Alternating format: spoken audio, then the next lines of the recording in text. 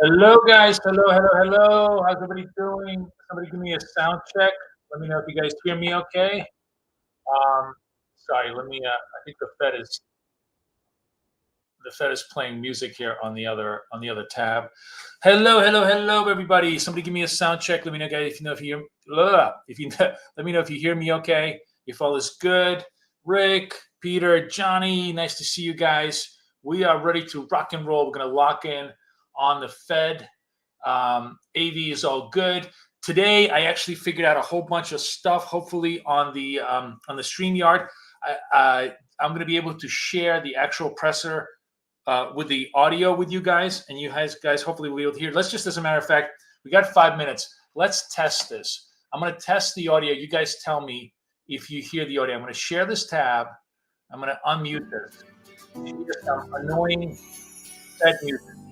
If you hear annoying Fed music, just type in annoying. Let me know if you guys hear the annoying Fed music. Okay. All right. Very good. So that means I'm going to mute this out. That means we're going to be able to actually see Jerome speak today. So it'll be good. And actually, what we'll do is even cooler is I can have him play, I think, in the other tab while we're going to be looking at the charts, which will be great. But all of that is going to happen about a half an hour from now. We're here to chill out and just get ready for the event. The actual announcement, nobody's expecting any. If we have a change in interest rates, prepare for massive fireworks. But we're just going to put up the FOMC decision here. It's got about 3-4 seconds left. Everybody crawling into the room.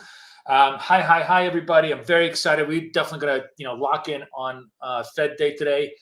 So a lot of people coming into the room. I'm going to do this both on Twitter and on YouTube because you bastards on Twitter are just too lazy to get your ass on YouTube. And I want all of you to be able to, let me just do this on Twitter right now. I'm putting in our Join BK community link, which is totally free. I'm posting this up here for all of you guys on Twitter right now, because everything you're going to see here is been put into a free, like a 3-hour course. Like it's got 20 different chapters in it. Beautiful. 5 minutes per chapter. Really, really nice, high quality 4K video. I shot this over the last 2 weeks. Every rule that I'm following, I'm not going to explain because it's just too complex to explain while we're live trading. But if you want to know why I'm trading the way I'm doing, what I'm doing, how these things are generated, what kind of structures I'm using, all of that, totally free. Part of our community. Also, all of Kathy's trading, totally free. There are 2 courses. One is called the Forex course, Forex Beginners course, and the other one is called Day Trading course. That contains that plus a ton of other stuff, sizing, psychology, all sorts of other stuff that people really, really like. A lot of free content. It's all part of our community. I'm going to put the link into YouTube as well, guys. So if you are listening to me right now and you're not part of the BK free community, you are literally never going to learn how to trade properly, because I'm definitely not going to teach you in live trading because it's just too hard. This is what it's there for. It's at your pace. It's a mobile as well as a desktop application. So literally all the courses are on your iPhone. You can watch them at your heart's content. Anybody who's listening to me right now, get your ass and register for free into our community so you can have access to how I trade. I've been on fire lately, which is, I'm definitely going to jinx myself by saying that. But, started these accounts last week, literally end of last week. This one is almost 152. This is a 150 account. This one is 151. And just trading small but consistent with my day trading strategy, my scalping strategy, which I explain really, really thoroughly in the course. So what do we got here? Is it 2 o'clock? What, everybody's fucking around? Where are we? What time is it? Yeah, it's 2 o'clock so far. I don't see any announcements. 445, same as it ever was. So market is positive on this, I guess. It's a knee-jerk reaction. Doesn't mean anything. Gold is up.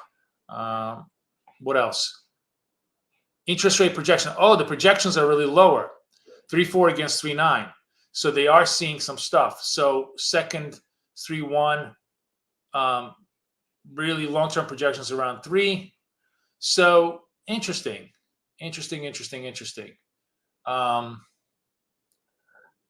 Not, nothing earth-shattering, as we can see, but the initial reaction is kind of positive. So that's noteworthy. I think it's kind of positive because I think what you're seeing is the Fed admitting that inflationary pressures are receding. They certainly have receded over the last month. A lot of prices have started to come off the highs.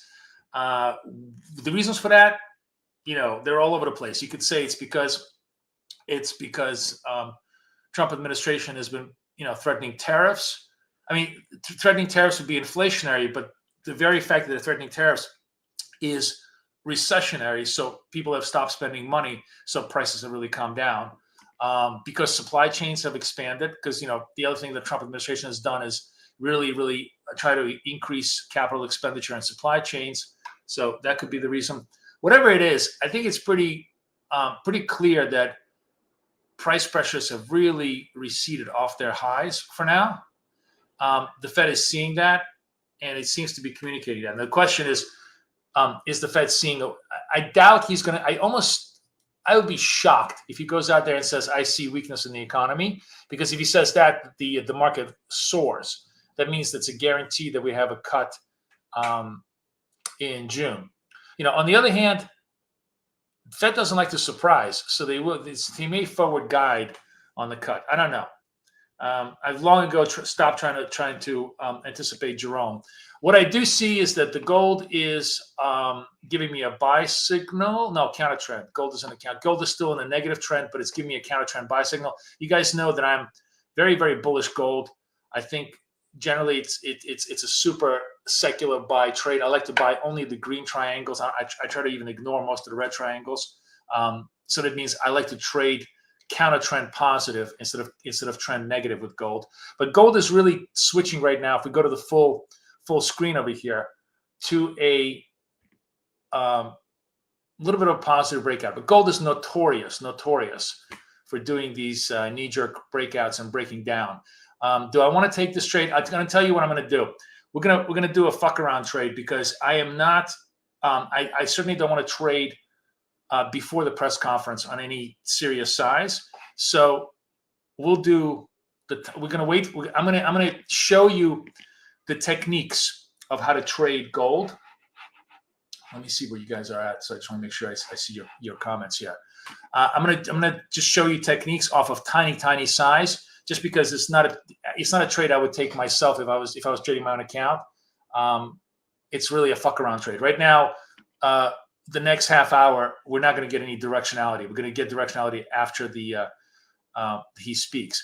But what we're going to do is we're going to talk about technique. So there's 10 seconds left. We're going to wait until the candle closes. And hang on a second. Let me kill this. Oops. Okay, candle's closing. I'm long gold. And I took the micro trade for a whopping 5 points. Let's see. It almost hit my target, and now it's turning around. And one of the reasons why I don't like to trade in this environment is because the candle is massive. I could be right on my direction and still get stopped out because of volatility. So it's another reason not to really fuck around with trading here. But I took I got stopped out, and that's why I took the minor trade. I wanted to show you the mechanics of it, and I knew it was going to be a very problematic trade. That's why I didn't take it again. But you got the idea of why, one, why I was hesitant, and two, why it's very, very dangerous to trade post-event. It's a good example of what not to do. As you guys know, I have really improved my trading over the last week and a half to like laser focused trading by just doing one thing, which is not doing the bad things, just basically not doing the weak trades, the bad trades, the impulse trades. So I did an impulse trade here only for show. And in any other trade I'm going to do here until he speaks is all going to be impulse trades. They're not going to be signal trades. Because in real life, if I'm trading, if I'm trading my account at full size, I'm not trading until he comes on board. There's nothing in the news here that was shocking that's going to create continuity of the move. What you're going to do is lots of volatility, which is exactly what you had, and volatility without clear direction is our death now, right? It's basically I could be this trade could go up, and I get stopped out on the trade because it's a retrace trade, too much of a stop. So no, I'm going to look at the dot plot in just 1 second. I'm just trying to see if there's any more, if Nasdaq has any signals. I mean, if S&P has any signals, if there's anything else going on over here, but not so much. Now the S&P is just about ready to cross over into buy territory, into trend mode, and when it does, maybe it'll give us a signal. So again, same thing. I'm gonna try and trade tiny little trades because now is not the time to venture Y.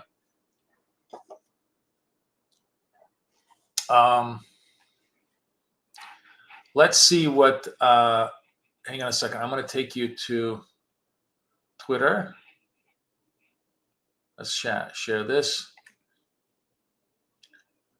Let's see what everybody has to say here. Let's see the initial headline read.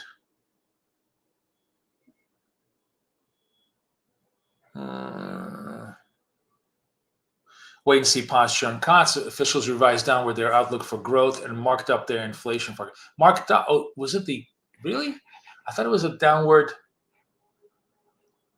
So March 25 dot plus estimates for GDP and employment PCE. Let's see what they are. Okay. So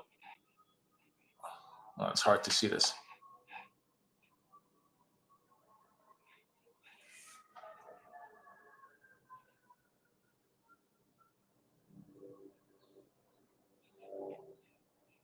I was looking at this. I'm like, there's no way. How's this 5? It's a 2024. So they haven't put up the dot plot yet. This is the 2024. So the new projection for 2025 projects the Fed funds at the end of 25 unchanged at 3.9. 26 they project 3.4, 3.1, and 27. Those are unchanged from December. So they actually don't see, okay. So they don't see the a decline in inflation. Basically, they haven't revised their expectations. They're still staying at this 4%, 3.5%, 3% annual kind of inflation. They don't see it coming down. They see it a little bit more sticky, even though it's surprised to the downside. It's interesting. That's really interesting that they don't see that.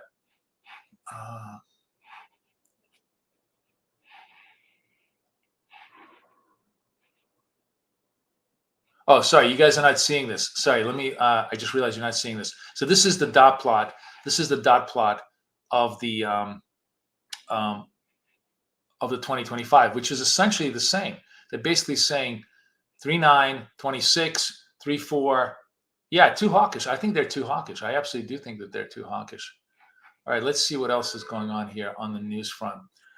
Signals QT taper, blames Trump uncertainty for stagflationary outlook. Finally found the stag and the inflation. Fed cuts year-end GDP forecast from 2.1 to 1.7. Fed raises year-end core PCE from 2.5 to 2.8. Interesting. Okay, let's look at the Fed statement. The red lines is the changes. Uncertainty around the economic outlook increased. Committee attentive to risks of both sides of the dual mandate. Beginning in April, committee will slow the pace of decline of its securities holdings by reducing the monthly redemption cap on security from 25 to 5 billion. The committee will maintain the monthly redemption cap on agency debt and agency securities at 35 billion. So committee is strongly committed to this. So they're reducing quantitative tightening a little bit. Blah, blah, blah. Voting against the action was Waller, who supported change for the federal funds target rate, but preferred to continue the current pace of decline in securities. He wanted to keep the QT. Okay. So nobody on the Fed is extremely dovish here. That's interesting. All right. Let's see how this is trading. Oh, we have I have a buy trade here. Again, I'm going to do tiny little trades. I'm long here. and we're going to just simply go for that 1 point at 107 and 100.75. That's the classic 1 point scalp that I do when I have the signals. So the market right now seems to be positive posture. We are basically in trend mode, doing green triangles. The gold, which stopped me out on the first one, would have totally worked on the second one. I should have gone on the second one. But generally, the market is sort of putting itself into positive posture.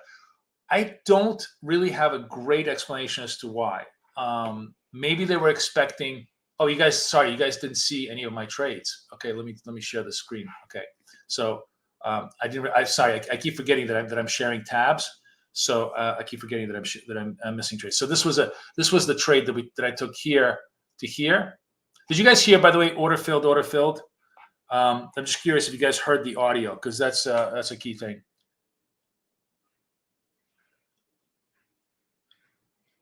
Yes, give me a yes or no if you guys heard the order fill, because I just want to make sure you guys heard the audios. No? Okay. So I guess maybe this wasn't working. All right, let's test this one more time. Do you hear the audio now? Let's see.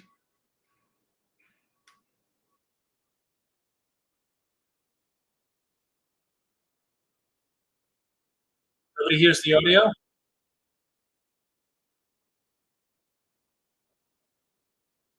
Huh. Okay, how about this? Do we hear the audio now?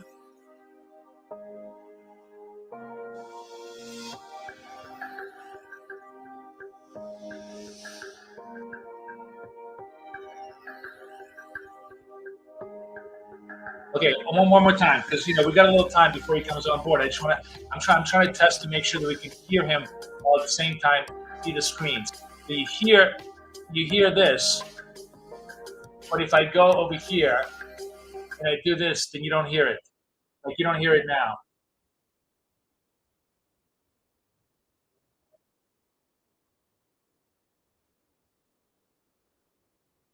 Has the audio stopped? Just tell me if it stopped. Stop. So it did stop. Okay. So I have to. So we unfortunately, we can't.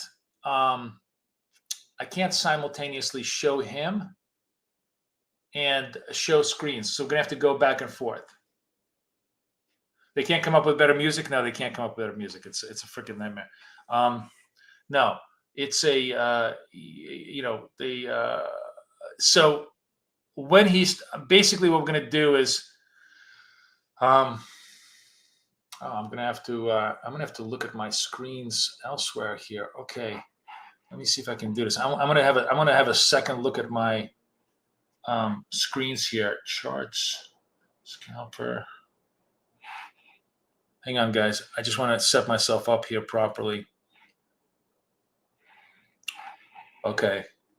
All right, so I'll be looking at these screens while he's talking. The reason, so we're going to have to just listen to him for a while and look away from the charts until we get a vibe on what he's saying. Basically, right now, the initial, everyone in the chat can just listen to Powell at the same time. Yeah, they could, but we want to hear what he's got to say. I'm not going to stay on him too long, because usually, he does the statement. He'll say a few things, and then we'll see. The market actually stays relatively quiet, and then everybody starts to to have big reactions.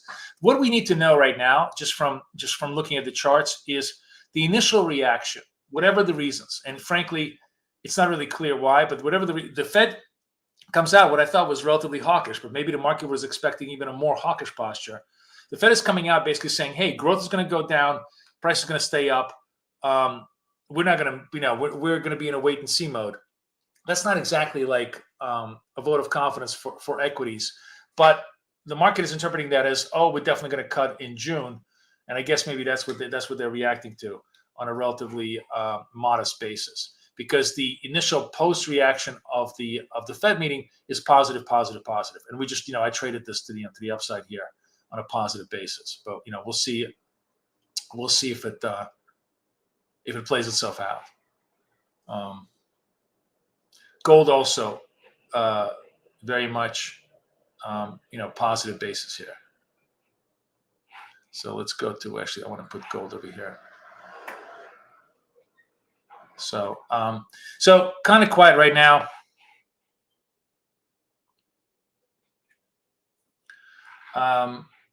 Let's do a poll while we're waiting for Jerome, while we're waiting for the for everybody to come online. So the question is going to be cut in June. Yes or no? Just a simple bet on your part whether you think there's going to be a cut in June. Let me know what you guys think. Love to know.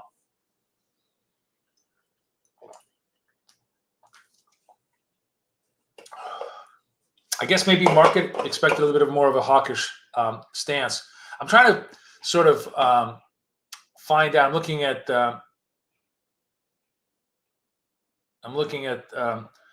Forex Live to see if there's anything intelligent. Look at the changes from obviously from January to March. Fed takes out the risk of employment, inflation goals are roughly in balance. Federal Reserve issues FOMC statement. Recent indicates just, yeah, so.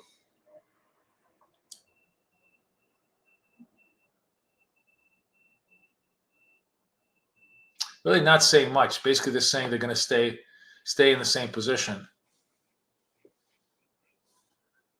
But what is surprising is that the dot plots from March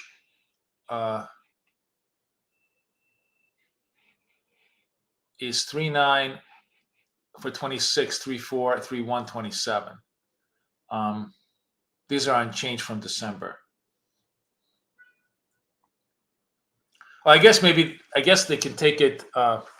It's very nice. You guys are all enjoying the secret advertisement. That's really just not what I wanted to see right now.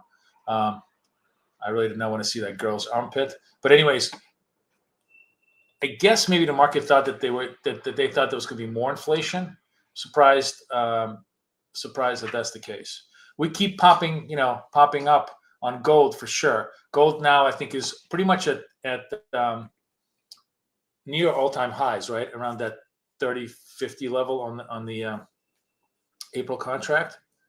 So really interesting. Gold has been just a monster long trade. Let me explain to you what I mean by I only want to buy the greens. So this is gold in what we call the counter trend mode, where most, you see in this particular mode, you're buying when the moving averages are below each other. So the short is below the long. I'm buying, and pretty much all the buys still work. It's just, it's a buy to dip story all the time. And obviously, we're not taking any of the reds on the counter. Look at all the buy to dips, all the buy to dip signals. Look how well the BFF is picking up all the buy signals in gold. Maybe just only one error over here, and this wouldn't have been an error. This would have been a positive trade, on the buy side. And then if you go into the trend structure of gold, this is the trend mode. No, sorry, this is counter trend mode. I'm sorry, my apologies. This is the trend mode. This is trend mode. So again, in trend mode, all we want to do is just buy the greens on the upside, and that worked pretty well. Although we did stall around this. This 348 has been a very, very severe, significant. This 350, 348 has been a really, really big area. So it's actually worthwhile for us to watch, because I think if we start breaking that, we're starting to kind of really break around here. This is interesting. If I get a signal in gold, next green triangle in gold, somewhere higher up, I'm going to take it, because that means it would have cleared all of this resistance over here, and people are feeling very, very bullish. On the other hand, if this is going to be a top, I'm going to get no signals, so no harm, no foul. So I'm only going to get a signal if there is going to be strong continuity in gold, which is what makes BFF so good. It's just not going to take you arbitrarily into a trade just because you feel like it. Rick says he likes counter trend. Is it a valid strategy to trade both at the same time in different? Oh yeah, I do all the time. My biggest problem you absolutely can do trend, counter trend, one account versus the other account. I try to do this myself, but my biggest problem, and I'll be honest with you guys, this is going to be actually my next question, because I think so much of in the improvement of my trading has nothing to do with my strategy. My strategy has always been there. I've definitely made it better. Kathy has made it even 10 times better by kind of just making it as clean and clear as possible, to make the signals super, super clean. By the way, so I told everybody that over the weekend, she redid the signaling of the strategy, not the logic, but the signaling. And I think it looks fabulous at this point. Super easy to understand where you want to come in, how you want to come in. But what I realized is that none of that was nearly as important as understanding myself, right? So I'm just going to talk about myself for a second, because, we've got a little time, and then I'm actually curious to know your own, how you guys divide yourselves into it. So the first and most important thing about me personally, which is like one of the reasons why Kay and I work so well together, is because we're so opposite, is I am a very serial person. I got to do one thing at a time. I hate juggling more than one thing, and I'm really, really not good at parallel. Kay can be like literally making sandwich for her kids, putting trades on FX, and talking to me on Discord at the same time, like just and then yelling at her husband out of her mouth on the third time. I can't do any of that shit. I got to do, and I'm like, I got to be focused on my scalp 100%. And if somebody like bothers me, just Daddy, can you brush my hair? I get annoyed.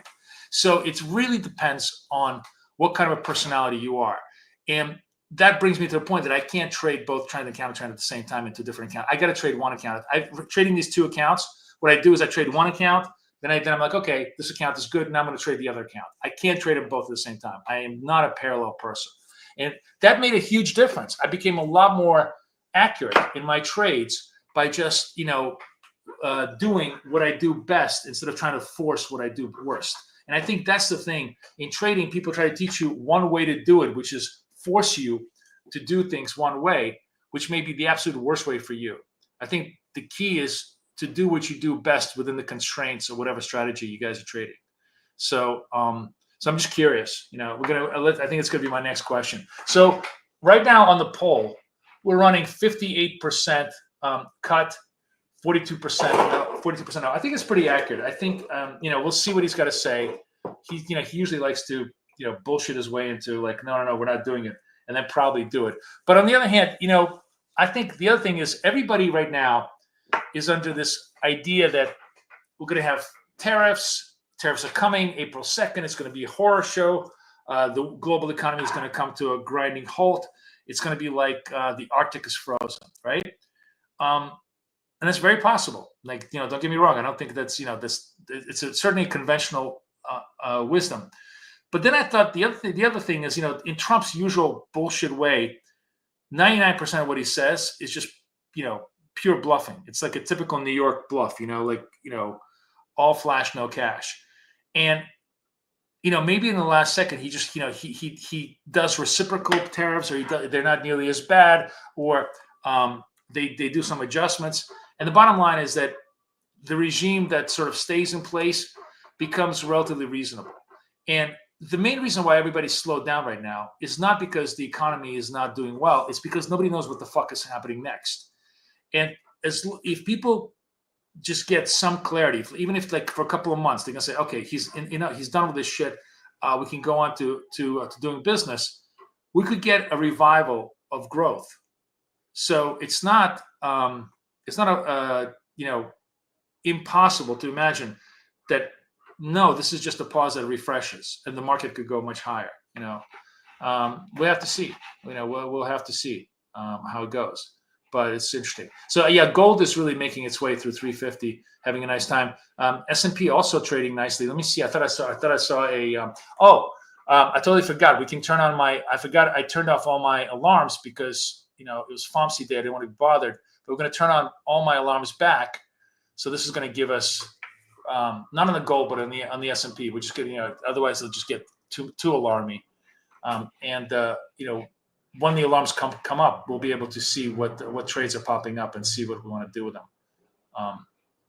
So where are we? Here we go. See, S&P has a buy in trend. So I need to just organize this. Hold on just 1 second. So I want to do counter trend. Oh, why is this all gold? Oh, so it's all messed up. Okay.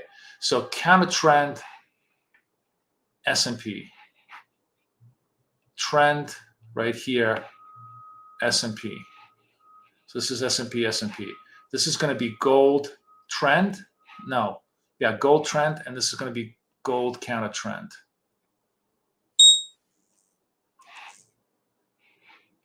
Sorry, I want the S&P, not the micro. S&P and S&P. Okay. We're not going to trade micros. Okay, cool. Cool. All right, so gold flaming out over here a little bit at that 50 level. Like I said, I'd love to see it trade above the 50 and give me a signal above that 50. But right now it's flaming out a little bit as profit taking coming in. We're not taking any counter trend trades. You know, we got 3 minutes to go before he talks anyways, so it's fine. So let's end this poll, which is a 60-40 for a cut. And I'm just the question I want to ask, because this will make you think about yourself, who you are as a person. Sorry, no, I don't want to do Q&A. I want to do poll. Let's do another poll, and let's do. Sorry, I keep hitting the wrong button. Okay. Are you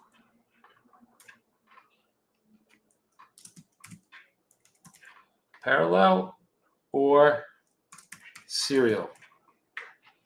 I know it sounds like I'm asking if you're a computer, but I'm just too lazy to type, and you guys know what I mean. So I'd be curious to see how many people in the room have my personality, how many people in the room have Kathy's personality, because it really determines, you know, how things work out.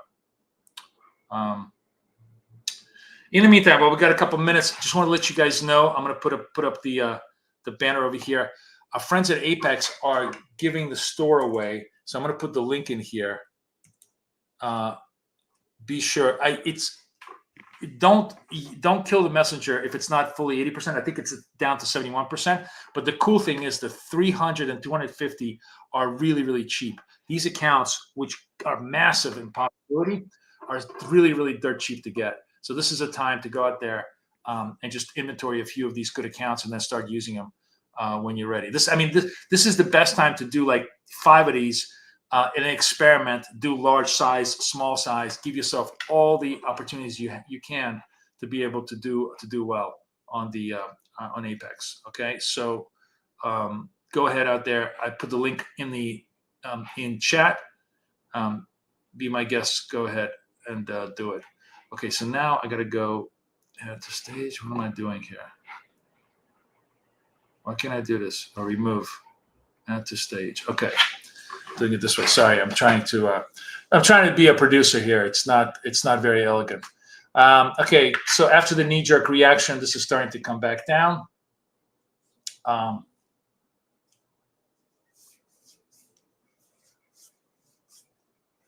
You know, we're waiting. I'm gonna share. We're gonna go off screen for just a second, and I'm gonna share the conversation that he's doing, and then we'll see if. Oh my God! What time is it? It's 1 minute. Should I mute this so that we don't all die of torture? All right, I'm gonna mute the sound. We'll just wait for the video. We'll wait till it comes on. Otherwise, what are you guys doing?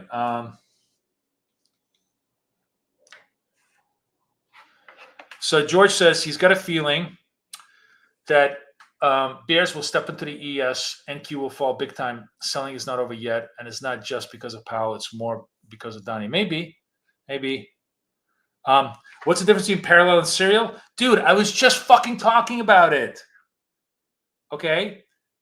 Parallel means where you can do things more than one thing at a time. And serial is where you can only do one thing at a time. Okay? All right, Jerome. Let's hear Jerome. Good afternoon. My colleagues and I remain squarely focused on achieving our dual mandate goals of maximum employment and stable prices for the benefit of the American people. The economy is strong overall and has made significant progress toward our goals over the past 2 years. Labor market conditions are solid, and inflation has moved closer to our 2% longer run goal, though it remains somewhat elevated. In support of our goals, today the Federal Open Market Committee decided to leave our policy interest rate unchanged. We also made the technical decision to slow the pace of decline in the size of our balance sheet. I'll have more to say about these decisions after briefly reviewing economic developments. Economic activity continued to expand at a solid pace in the fourth quarter of last year, with GDP rising at 2.3%. Recent indications, however, point to a moderation. You guys are hearing him, right? Just want to make sure you guys are hearing him, right? Seen over the second half of 2024. Surveys of households and businesses point to heightened uncertainty about the economic outlook. Just give me a yes and status. It remains to be seen how these developments might affect future spending and investment. In our summary of economic projections, the median participant projects GDP to rise 1.7% this year, somewhat lower than projected in December, and to rise a bit below 2% over the next 2 years. In the labor market, conditions remain solid. Payroll job gains averaged 200,000 per month over the past 3 months. The unemployment rate at 4.1% remains low and is held in a narrow range for the past year. The jobs to workers gap has held steady for several months. Wages are growing faster than inflation and at a more sustainable pace than earlier in the pandemic recovery. Overall, a wide set of indicators suggests that conditions in the labor market are broadly in balance. The labor market is not a source of significant inflationary pressures. The median projection for the unemployment rate in the SEP is 4.4% at the end of this year and 4.3% over the next 2 years. Inflation has eased significantly over the past 2 years, but remains somewhat elevated relative to our 2% longer run goal. Estimates based on the Consumer Price Index and other data indicate that total PCE prices rose 2.5% over the 12 months ending in February, and that excluding the volatile food and energy categories, core PCE prices rose 2.8%.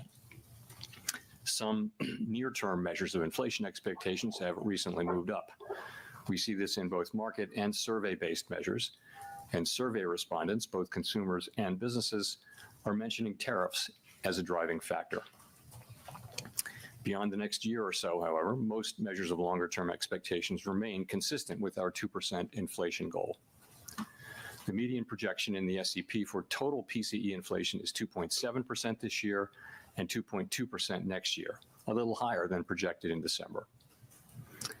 In 2027, the median projection is at our 2% objective. Our monetary policy actions are guided by our dual mandate to promote maximum employment and stable prices for the American people. I'm long gold here. I'm a little bit late on the signal. I'll show you guys what I'm trying to do here in a bit. But funds rate at just taking it again, a very, very small punt on gold. Looking ahead, there is the new administration is in the process of implementing significant policy changes in 4 distinct areas: trade, immigration, fiscal policy, and regulation. It is the net effect of these policy changes that will matter for the economy and for the path of monetary policy. While there have been recent developments in some of these areas, especially trade policy, uncertainty around the changes and their effects on the economic outlook is high.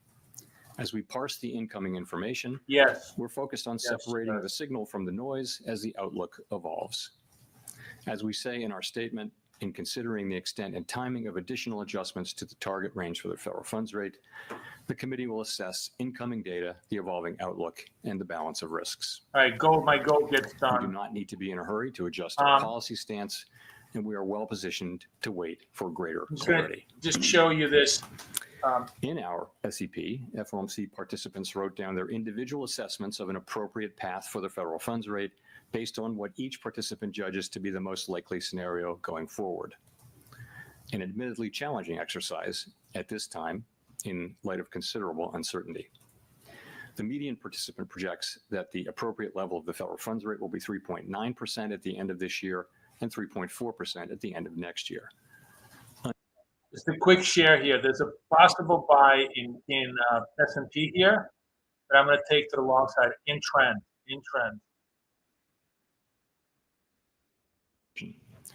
Policy is not on a preset course.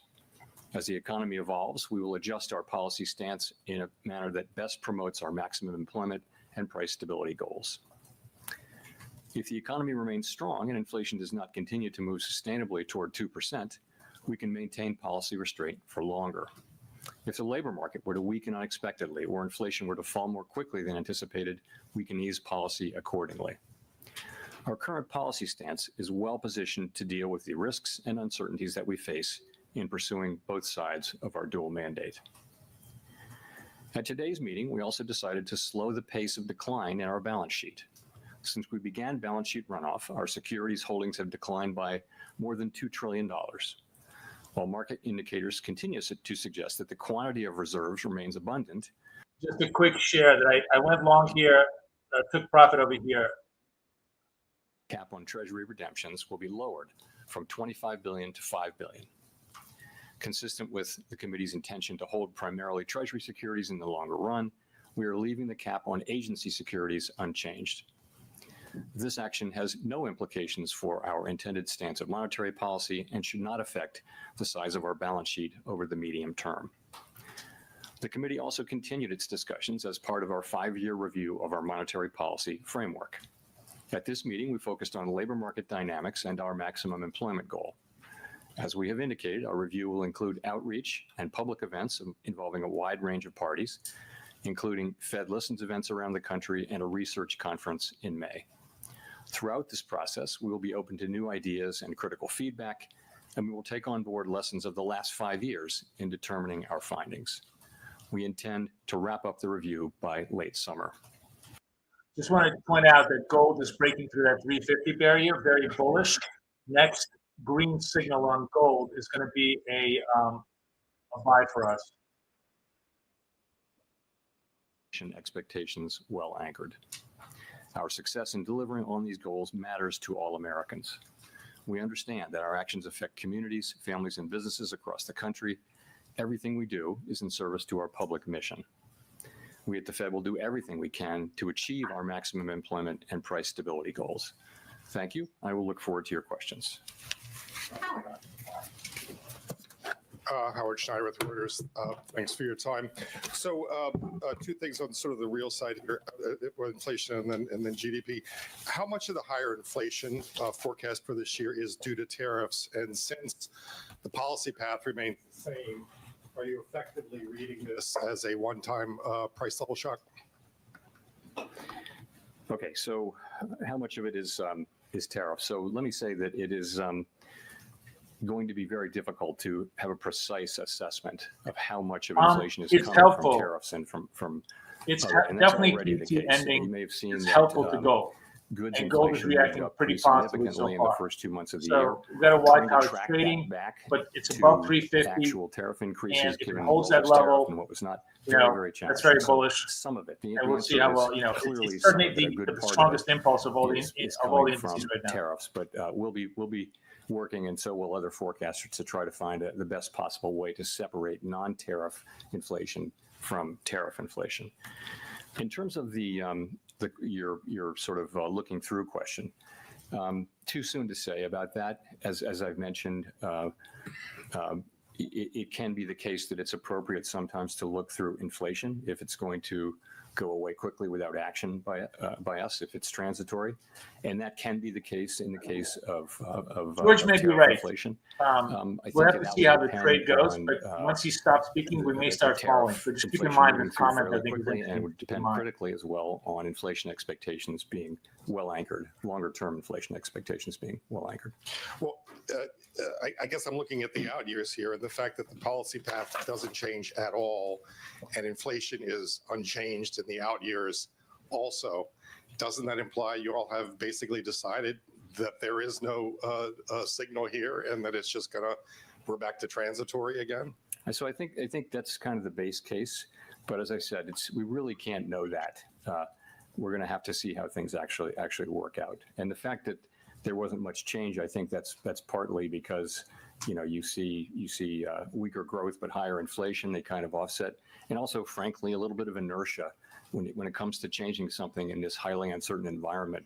I think there is a level of inertia where you just say, maybe I'll stay where I am. Colby. Thank you. Colby Smith with the New York Times.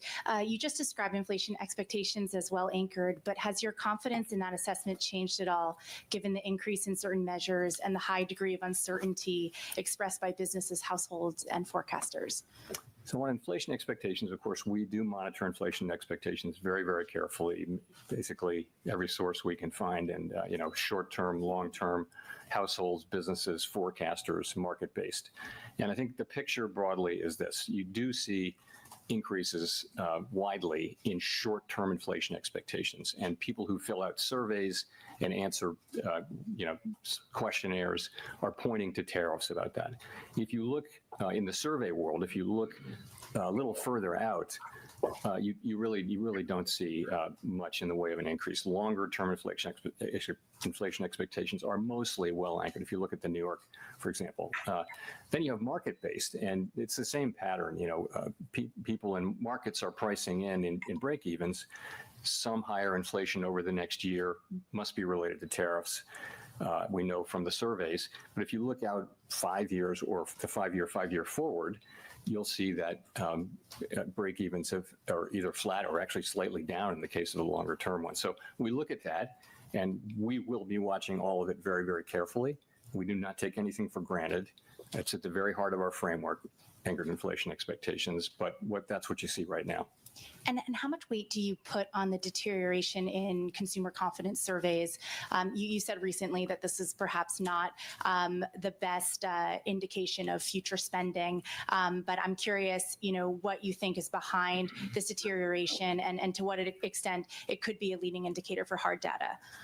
So let's start with the hard data. We do see pretty solid hard data still. So growth looks like it's maybe moderating a bit, consumer spending moderating a bit, but still at a solid pace. Unemployment's 4.1%. Job creation most recently has been at a healthy level. Inflation has started to move up now, we think partly in response to tariffs, and there may be a delay in further progress over the course of this year.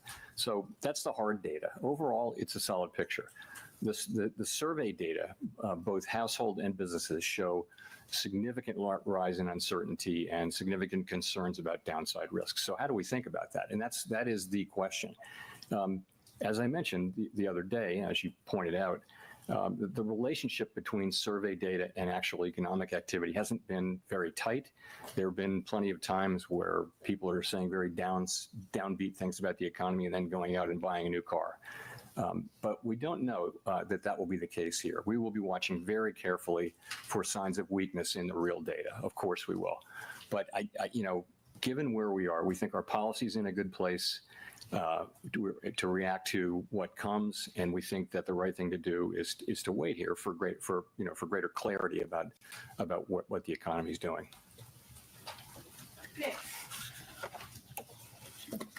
Nick Timmeros, The Wall Street Journal.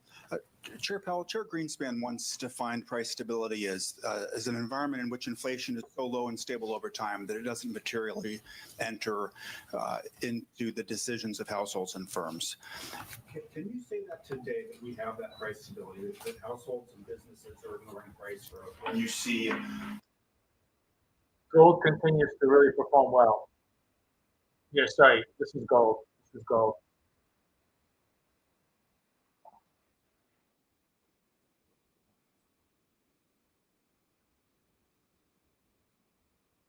So I'm waiting really for, sorry, not for this chart. I'm looking for the trend move chart in gold, which would be this one. I'm looking for a green signal on the trend chart, which is going to take a little while, but I definitely want to be a buyer here. Like I told you, I thought this was a good trade here. Tariff inflation. Further progress may be delayed. The SEP doesn't really show further downward progress on inflation this year, and that's really due to the tariffs coming in. So delayed, but if you look at our forecasts, we do see ourselves getting back into the low twos in 26 and then down to 2 by 27. Of course, highly uncertain. So I see progress having been made toward that, and then progress in the future. I think that progress is probably delayed for the time being. If that's the case, why are there cuts in the SEP for 2025?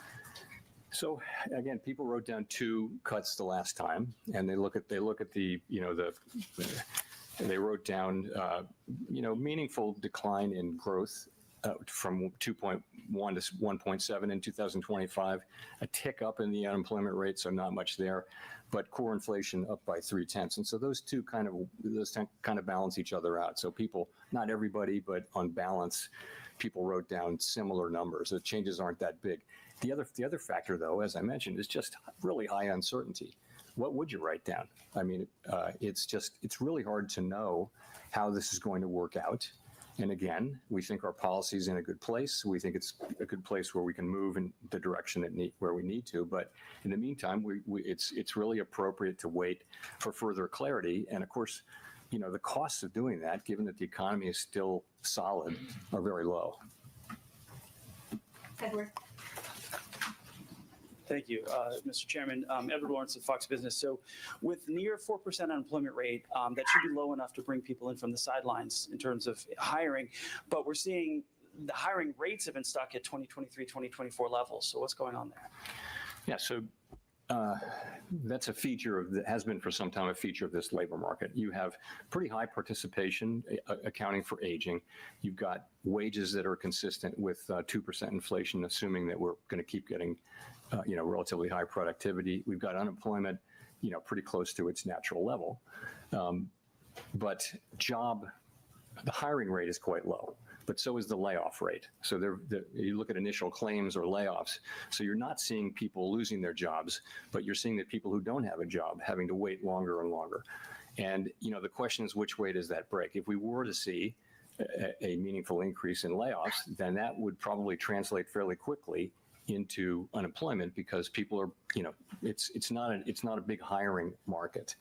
We've been watching that, and it's just not in the data. It hasn't happened. What we've had is a low firing, low hiring situation, and it seems to be in balance now for the last 6, 7, 8 months.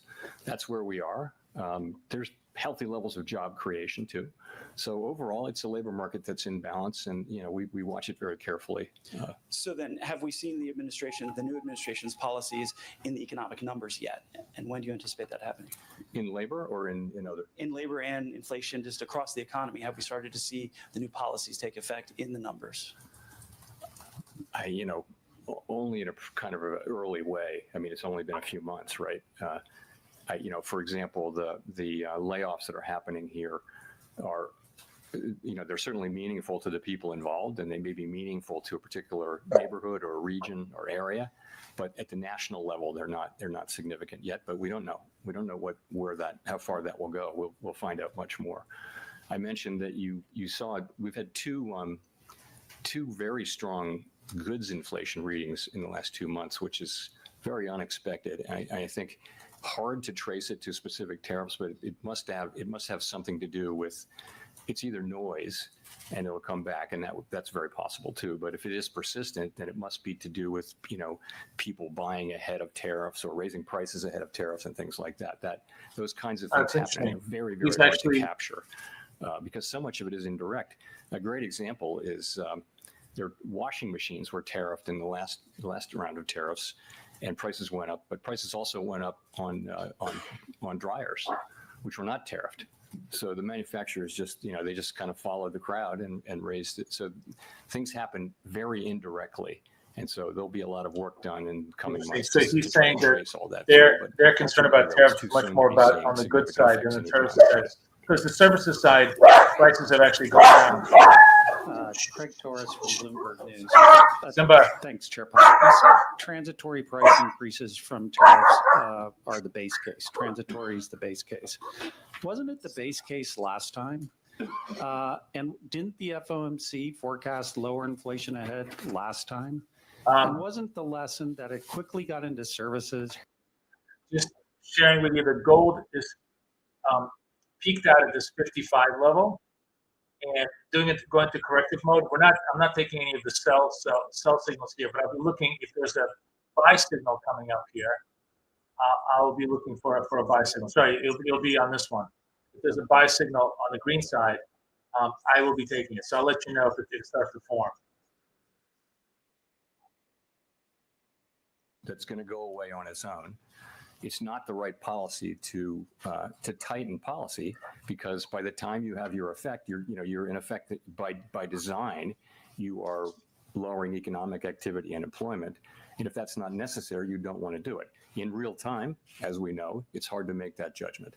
And we're well aware, of what happened, obviously, with the pandemic inflation. But I mean, we have to look at this. He's saying that tariffs could be increasing goods inflation. So he was concerned about that. It's a different time. That's what I was saying while my dog was price barking. stability fully reestablished yet, and we have to keep that in mind. And so far, the market is not buying any of these people concerns. are very reluctant to take on to allow prices to go up. At the same time, we hear that businesses are intending to pass many of these prices through. So it's hard to say how this is going to work out.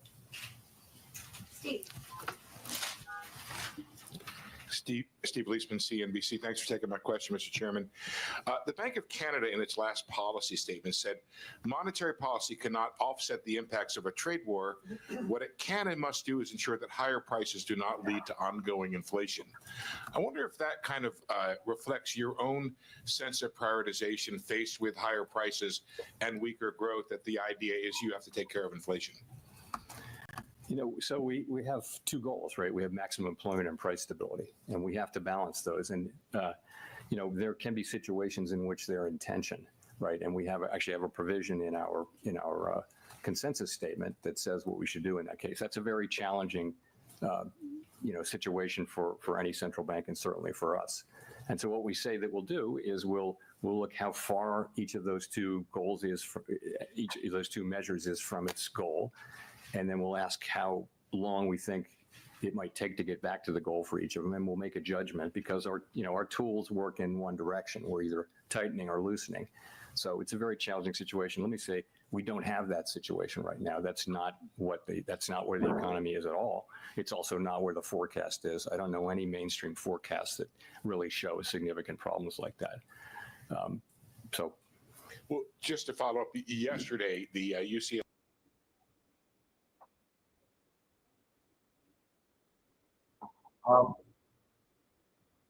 Market continues to go up. Nobody listening to this. Possibility.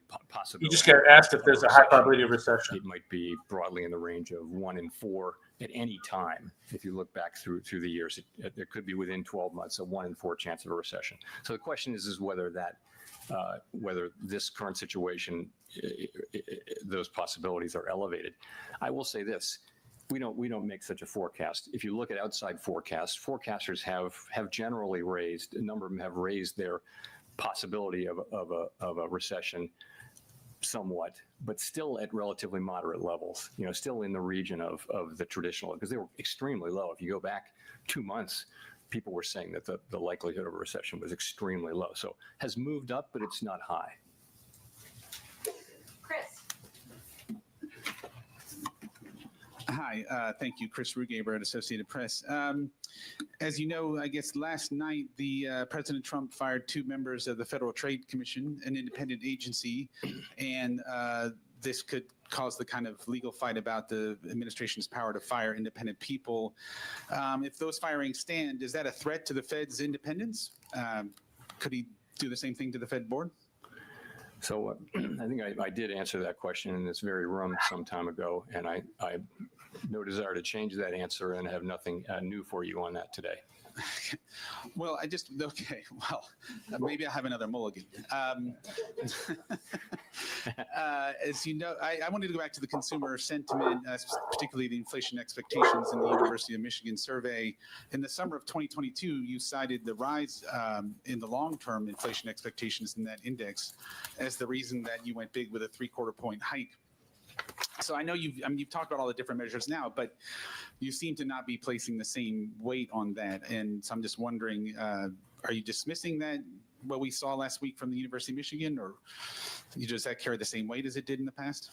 So I mentioned it back then, but in no way did I place a huge weight on it. I think that was a ex post story, but it wasn't the case. That was a preliminary reading, and so is this. And it's also, this is that Michigan, the one you're referring to, the longer term thing. You know, we look at it, we don't dismiss data that we don't like. We force ourselves to look at it, but it is an outlier compared to market-based and compared to other surveys. Just letting you know, I'm looking for gold here. It's starting to inch back up. If it starts to give me a green triangle, we'll be looking for a buy signal here.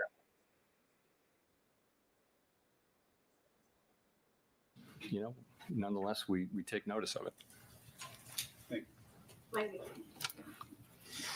Michael McKee from Bloomberg Radio and Television.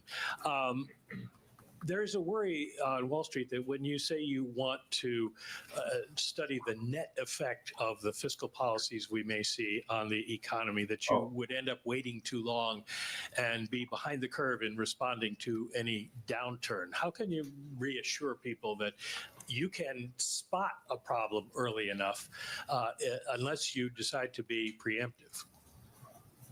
Yeah, look, we're aware of it.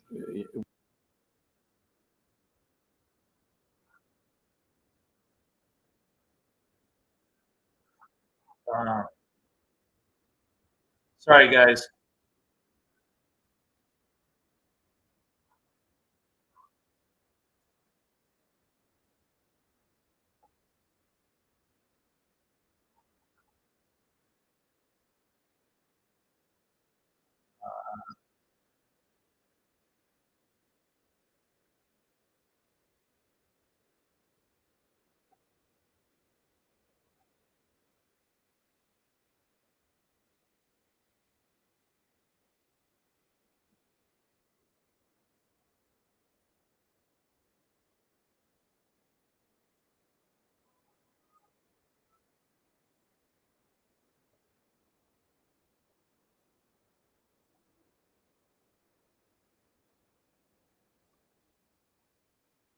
Okay.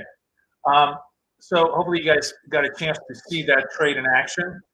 As I kept telling you, I'm looking for this thing, I'm looking for this thing, I'm looking for this thing. I was a little bit late on the trade. And, you know, the trade, we took the trade, all good. Here's my position. We were like 151. We're at 151, almost 200. Nice and clean trades. Let's see what he's got to say now. Certain. And that, you know, you're reading about developments. The news is full of developments of tariffs being put on and taken off and things like that. That's some of that is noise in the sense that it's not really telling you anything. You're trying to extract a signal from that. And the signal is what's going to be the effect on economic activity, on inflation, on employment, and all those things. So that's really when we say signal and noise. Sorry, the second thing was? Or similarly for tariff inflation, non-tariff inflation, ways that you're making the distinction. That's sort of a special case of that. You know, the idea being, and I do think that the first 2 months of this year are a great example. You've got high readings for goods inflation after a string of readings that average close to zero, and you have to ask, it's coming during tariffs, but you know, you can't. It's very hard to actually scientifically go back and match up those increases and say, yes, I can prove that that's from tariffs, but it kind of has to be to some extent.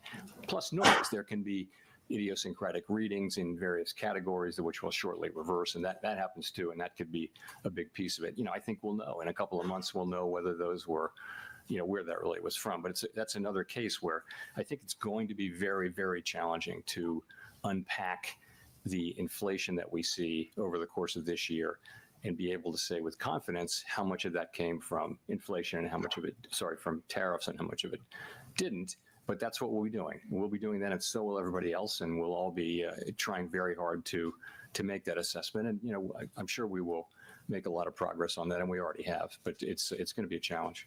Do you have a sense yet as to what in your mind would make something cross from noise to a signal, what that threshold would look like? You know, it would depend on what we're talking about. I mean, obviously you're looking for direct evidence that particular pieces of inflation are or are clearly not caused by tariffs. For example, if it's something that was, you know, in the service sector that was far away from anything that's tariffed, you might think, okay, well, that is, like, frankly, housing services inflation. which by the way has been behaving well, which for some time was kind of our problem. Now it's slow, but it's definitely moving down in a very good way. It's more now with goods and to some extent with non-housing services inflation. So, the server. Let me just do that. Thanks for taking our questions, Chair Powell. Kelly O'Grady, CBS News. So consumer sentiment has dipped dramatically, but you say the economy and the hard data is still solid. What is your message to consumers that clearly disagree and don't feel that strength? Because the hard data they're looking at is their grocery bill. Okay, so a couple things. The grocery bill is about past inflation, really. There was inflation in 21, 2, and 3, and prices went up. The current level, it's not the change in prices. It's they're unhappy, and they're not wrong to be unhappy that prices went up quite a bit, and they're paying a lot for those things. So I think that is the fundamental fact, and has been for a long time, a couple of years, why people are unhappy with the economy. It's not that the economy is not growing. It's not that inflation is really high. It's not that unemployment is high. It's none of those things. All right, I'm going to mute him for a sec, guys, and I want to bring this over here, talk a little bit about trades. I don't think, there's anything truly material for us to think about at this point. I think the key takeaway here from the presser is goods inflation. Goods inflation is really not nearly as immaterial in an economy where 70% of GDP is services. It's really services inflation that's a big problem, and services inflation primarily in housing. That's a big problem. Since housing has really come down on a relative basis, nobody jump down my throat. I know that rents and housing costs are very high. It's just that they're not getting any higher. So they've come down. That's actually, I think, is relatively okay inflationary wise. All of this consumer sentiment surveys are purely political. They were horrible amongst Republicans when Biden was in office. They're horrible amongst Democrats when Trump was in office. They literally mean nothing. The consumer is an idiot at this point, expressing political opinions instead of economic ones. So it's really, really hard to make any valuable sense out of it. Spending, however, certainly definitely has been curbed. But it's a question of whether it's a pause that refreshes or doesn't. What's interesting just from a trading point of view is that whatever the conversation was today, what was pretty clear is that the impulse from the market was very strong and did not deviate. That we took bid, we held bid, we took bid, we held bid, and we continued on bid. And as I said to you, when I saw gold go through the 350 level, that's significant information telling us that there are buyers of gold, whatever the reason are. At this point, it's very hard for me to gauge.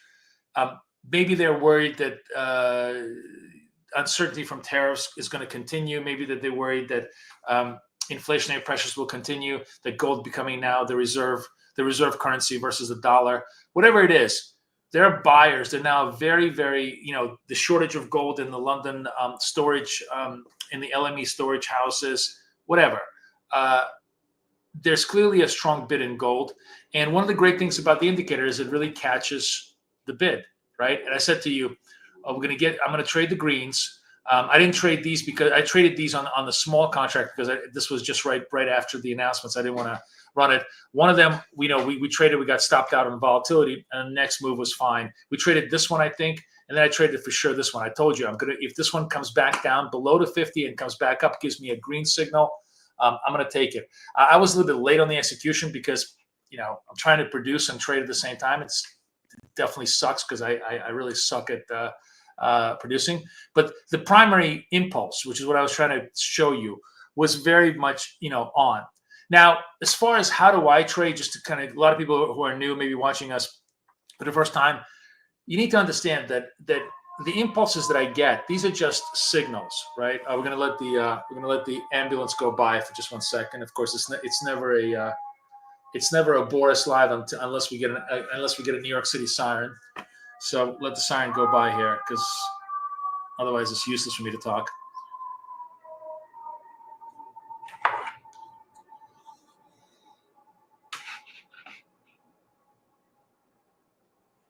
Yeah, they did, but also I was switching screens, KP. So I was just switching screens, and it was hard for me to catch it.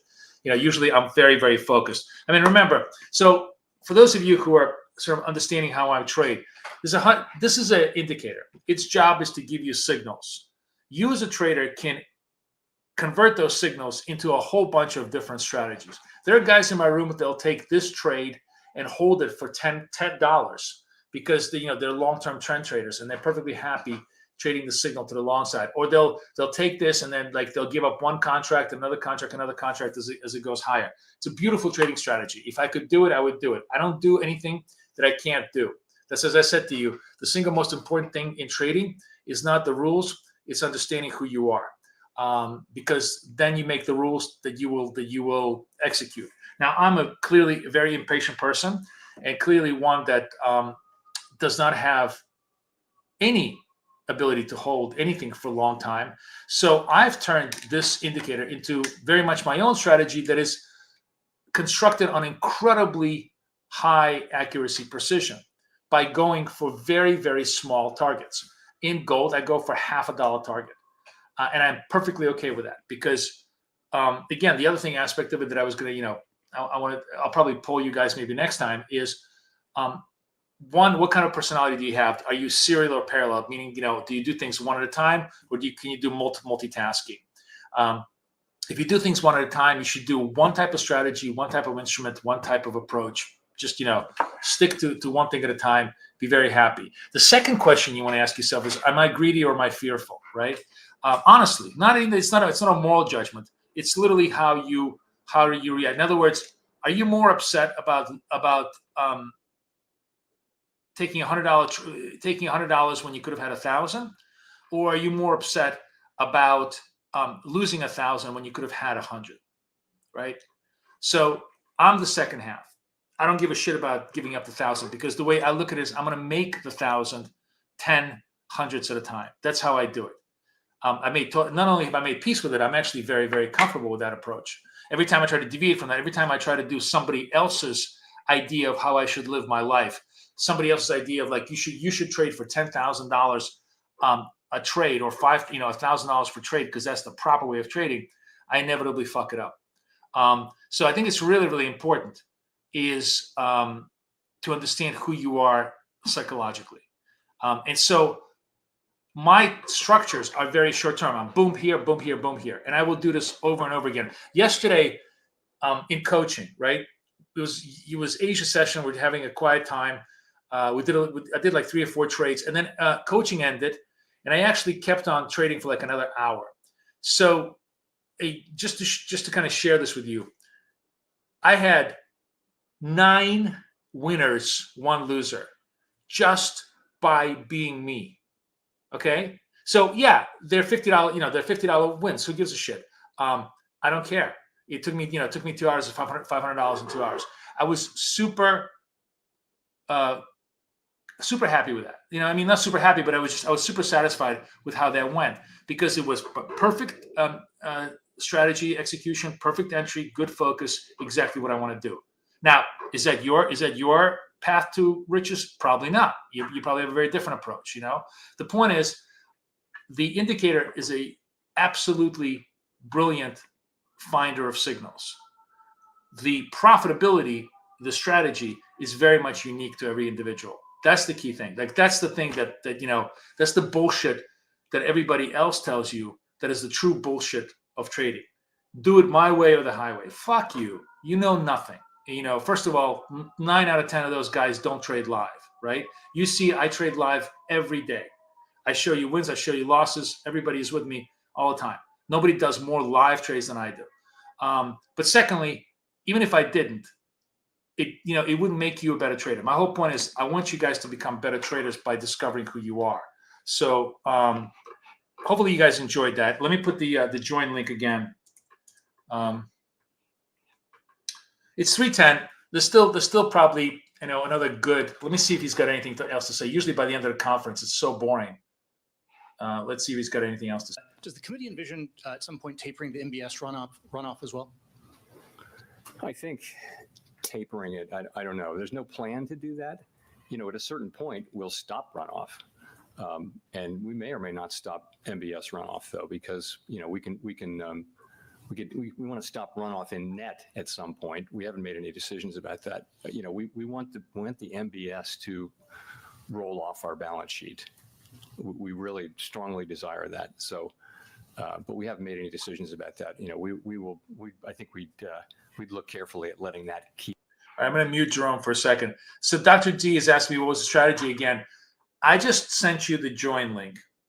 I literally said to everybody at the beginning that if you want the strategy, both mine and Kathy's, there is a 20-chapter course, 4K video, shot by me, all of it. Oh, I actually want to listen to Simon Rabinovich and see what he's going to say. You see the stock market that's gone quite wobbly, rapidly cooling housing sales, plunge in confidence surveys. Today, not only did the S&P mark down the growth outlook, 17 of 19 see risks to the downside. So my question is, how confident are you that you're well positioned, or is that one more thing that you're uncertain about? I'm confident that we're well positioned in the sense that we're well positioned to move in the direction we'll need to move. I don't know anyone who has a lot of confidence in their forecast. I mean, the point is we are at, we're at a place where we can cut, or we can hold what is clearly a restrictive stance, a policy, and that's what I mean. I think that's well positioned.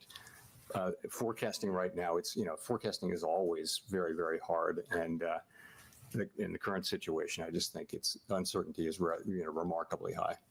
And sorry, standing here today, would you be surprised to pivot back towards rate cuts in May?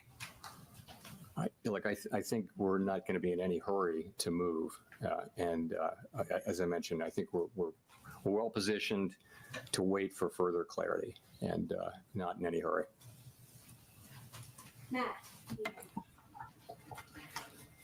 Matt Egan with CNN. Thank you, Chair Powell. The Fed statement released today removed the line that previously said the committee judges that the risks to achieving its employment and inflation goals are roughly in balance. Can you explain the decision to remove that line?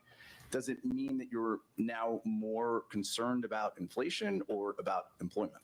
Actually, it does not mean either of those things. Sometimes with language, it lives its useful life, and then we take it off, and that was the. So, kind of like a takeaway from what he's saying, and thank you, Franco, I appreciate it. Takeaway from what Jerome was saying is basically that they're in a very uncertain place, but they're very well positioned that they can go cut or hike or cut or stay, not really hike. Nobody's really thinking they're going to do hike. And that is interesting because he's basically leaving the door open. Should we fall off a cliff? Should there be really, really serious ramifications in the consumer pulling back and, companies starting to really fire people and so on and so forth, demand really, really curtailing, that they will just open up the money printer right away. Maybe that's what the market is sensing. That's kind of like, what you're seeing. But that's sort of an interesting point of what he's saying. So the question is, where Dr. G is asking me, what can you go over profit and stop loss now? For me, so it's my strategy, not your strategy. Just what I do. It's a 1 to 4, right? So I'm doing $0.50 target on gold, $2 stop, 1 point target on S&P, $4 stop. And if you're not 6 out of 7 on that, you're not doing your job. I mean, the strategy is not going to work for you, but it works very, very well for me, precisely because let me just sort of explain to you why this works very well for me. Let me just see if he's got anything else to say. Of any market, equity, debt, commodities, or anything like that. And I would just point you to the bigger picture again. The real economy, the hard data are still in reasonably good shape. It's the soft data, it's the surveys that are showing, significant concerns, downside risks, and those kind of things. We don't dismiss that. We're watching it carefully, but we don't want to get ahead of that. We want to focus on the hard data. If that's going. Okay. So he's just kind of repeating all this stuff. So let me go back to the chart here. We're starting to come off the highs here. So kind of just to explain, stops. My stops and targets are completely arbitrary.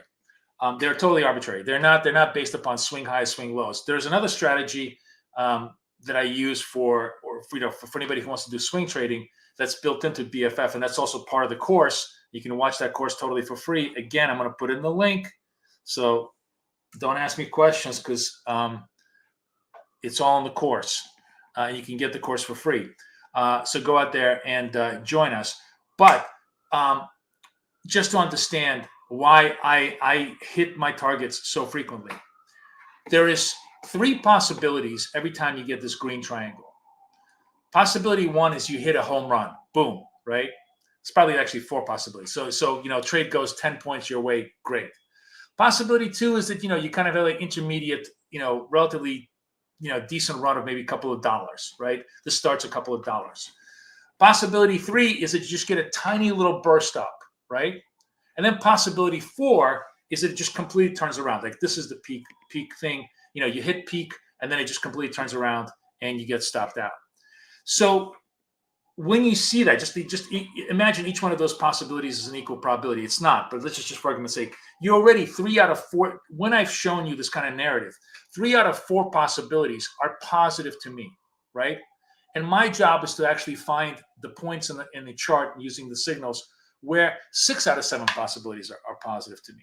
And then, of course, there's other tricks of the trade that we use that I'm happy to show you if you guys part of BK membership to kind of even out those possibilities even more. But the whole idea is I put as many odds on my side as possible at the expense of making big money, right? So I'm perfectly happy. I'm like an insurance company. I'm going to collect a fixed small amount of premium all day, every day, all day long. Occasionally I'll take a hit, but at the expense of not being able to collect a lot of money. It's the opposite of the lottery strategy. Everybody teaches you the lottery strategy, which is buy here, sell here, win the lottery. There's a lot more wealthy insurance companies than there are lottery winners, right? I always keep saying to you, if you look at the insurance companies, Prudential's been around since 1800s.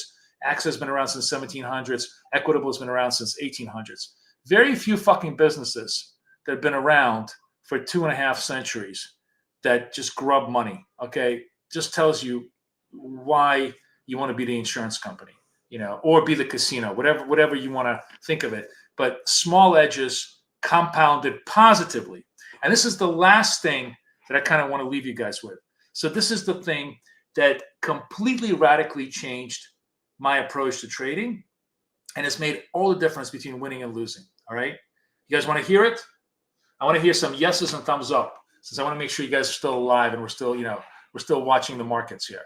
Let me see what's going on here on the S&P, on the trend, S&P trend. Oh, S&P is just like all over the place. The only problem with scalper is that when it takes a massive trend, we get no signals. All right, I want a couple more yeses. Come on, you bastards. Let's go. I want to see some yeses in the room. At least 2 more yeses, so to know that you guys are paying attention. Thank you.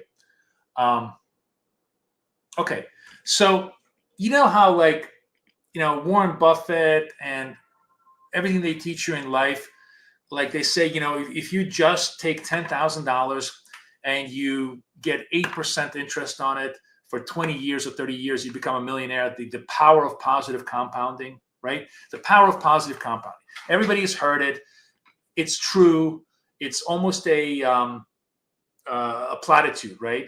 It's so obvious that people just roll their eyes, but it's really, really true. It's kind of boring, but it's really, really true. You drop $10,000, 8%, and if it actually compounds at 8% continuously for you for 30 years, you are set in stone. The big problem is that it never compounds 8% every year for you, because the market is just like this.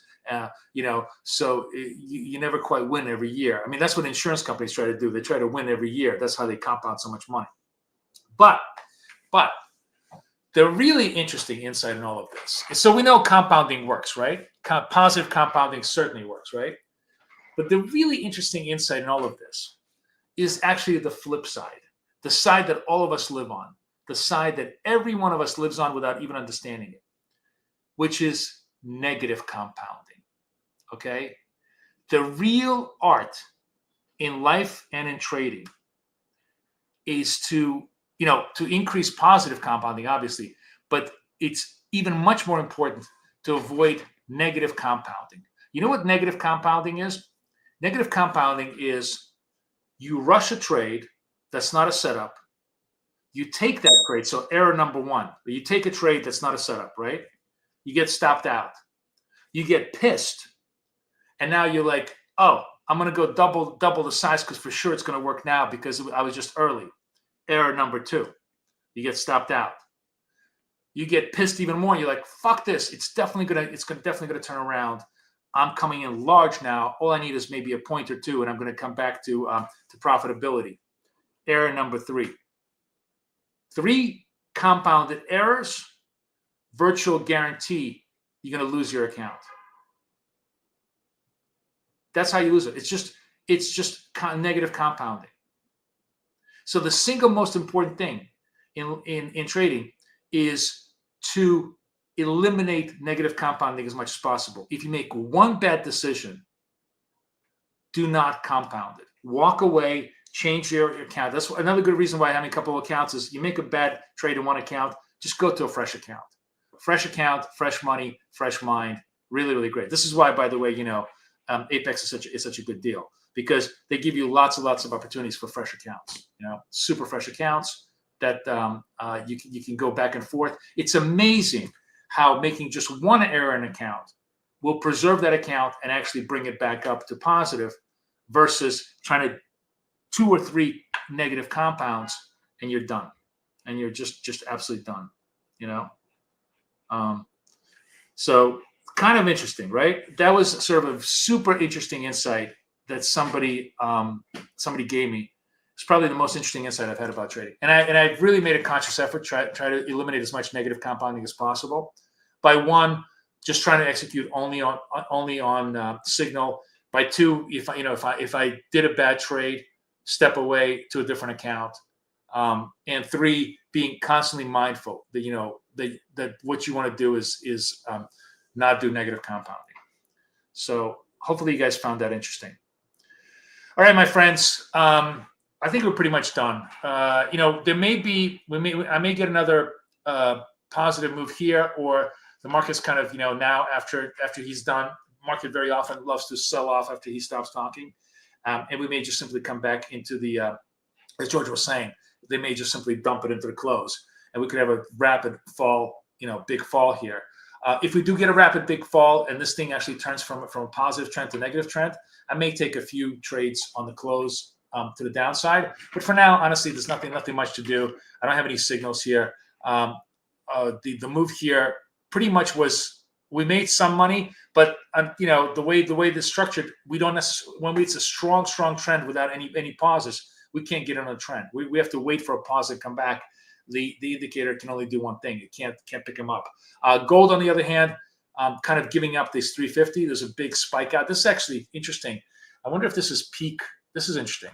So this is sort of this is noteworthy here because it's kind of a negative trade on gold. It feels like we peaked out of this 350, and we may see a little bit more distribution into Asia. So I'll be watching these levels here. If we can't come back up above the 350 in Asia, we may see more distribution.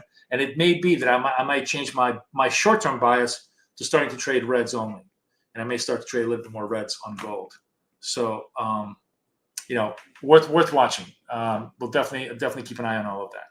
Otherwise, any final questions, any thoughts on your minds, let me know. Here's the link to Apex. Hope you guys really enjoy it. And what's today? Today's Wednesday. We're going to trade live tomorrow, post FOMC. Let's see what the markets want to do. I'll be there with you in the morning, and then I'll be there with you during a London session for gold. And we'll actually be interesting to see trade gold in London tomorrow and a little bit of Bitcoin to see how that's trading. Okay, guys? All right. Thank you so much, guys. A lot of fun. I'm still trying to learn my production capabilities, but hopefully you guys like it. I have one final little trick. I didn't even use it today, but let me show you what it is. It's this little magnifying glass that kind of shows you in big form. I think it's pretty easy to see it without it, but you can see in the big form exactly, the charts. What I'm talking about is this flame out candle over here that concerns me in terms of, maybe the gold is finally turning a little bit. If it can't clear this level, that looks like it's a top level for the time being. Okay. All right, my friends. Thank you so much. Everybody enjoy. I'll see everybody tomorrow. Take care.